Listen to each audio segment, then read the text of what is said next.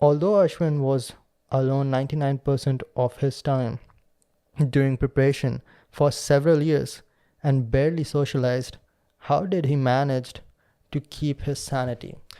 Now, for people who do not know, who's Ashwin? See, Ashwin Taksh is the lead character of my book, The Boy Who Did Not Sign. I'm not going to just plug my book over here. This is no sort of promotion, but this topic is extremely important, and obviously this guy has read the book. And if you do not know, and even if you do not ever intend to read my book, this book is really about a guy who's extremely lonely. And this guy reaches the points of loneliness where he has reached a corner where he has actually created two internal voices. That's how lonely this guy is. And there was already another voice which was continuously demotivating him. So he created like a second positive voice. And yeah, post like 6th and 7th chapter, you will see like what isolation actually does to you.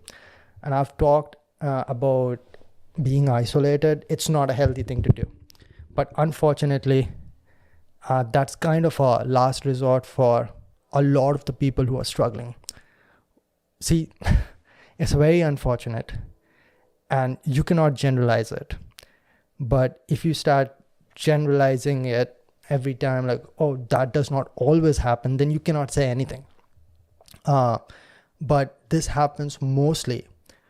The way the world works is that people below you want your help, so they want to connect with you, they are going to be nice to you and all those stuff. You'll see this as your life becomes better and better, more people want to be around you. This is the brutal reality.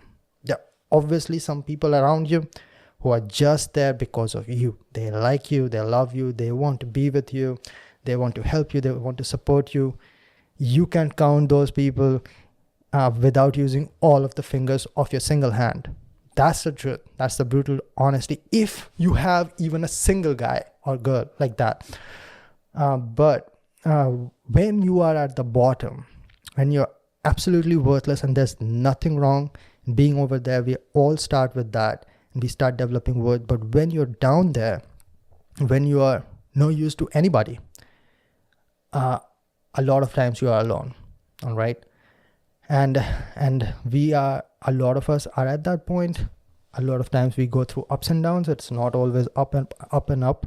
That's always a good point to understand who is really with you and who is just there with you for the good times. But loneliness is the harsh reality of our lives. At least everybody is going to face it at some point. Most people are going to face it at a huge percentage of their lives. I would say like 60 to 70%. See, it's not always a bad thing. When you go to sleep, you're alone. When you're sleeping, you're goddamn alone. When you're working, you're mostly alone. You wake up, you're alone. You're working out at the gym, you're alone. You're going for a bike ride, you're alone, right? So we are alone a lot of times. So it does not have to be a bad thing.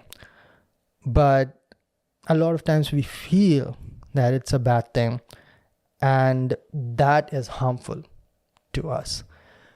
Now, with a long stretch of explanation, which I feel was important, coming back to this question, like that is the reality. If you do not know, the character Ashwin Taksh is like derived from my journey, and I've shared a lot of my life experiences through that character.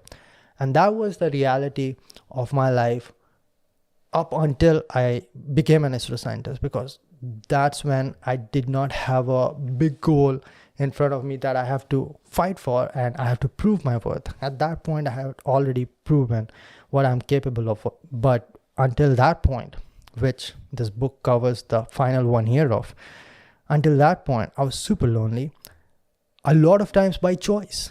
Because that's another harsh reality, that in this world, when you want to grow and move forward, a lot of times your surrounding is going to hinder you and try to keep you where you are. That's the reality.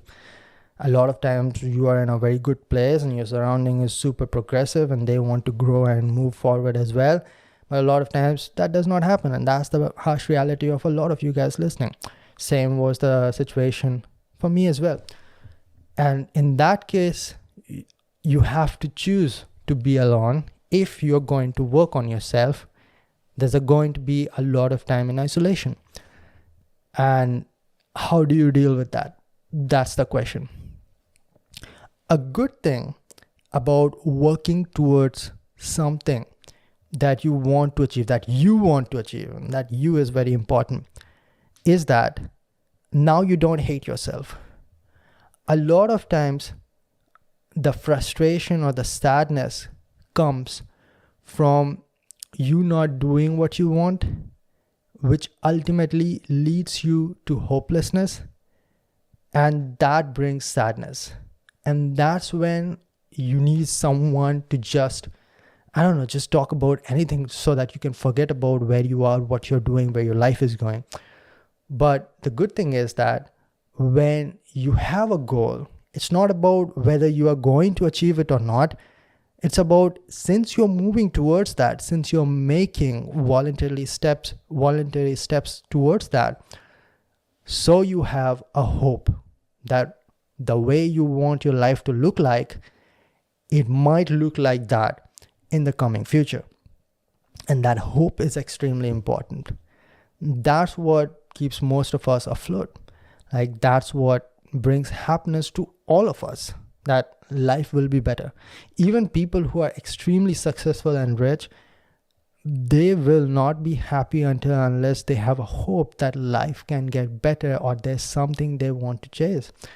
And that's why a lot of you guys in the middle of the struggle understand that you are not sad because you do not have what you want to have. Like, that's the reality. Like, if you already had it, why would you be fighting for it? You're mostly sad because the way you perceive this, you do not perceive this journey and pursuit as a pursuit of hope or as a sustenance of hope. You just want the end goal, which is not where the peace, happiness, and all of those good feelings come from. And saying it like this, it was not like when I was struggling of the journey that is covered over here, I knew all this, but now I do. Like, now, even after being in a very good state, I feel something missing sometimes. And that's where I realize that, okay, that's mostly because I'm not hoping or looking forward to something. And that's why I keep on doing something new.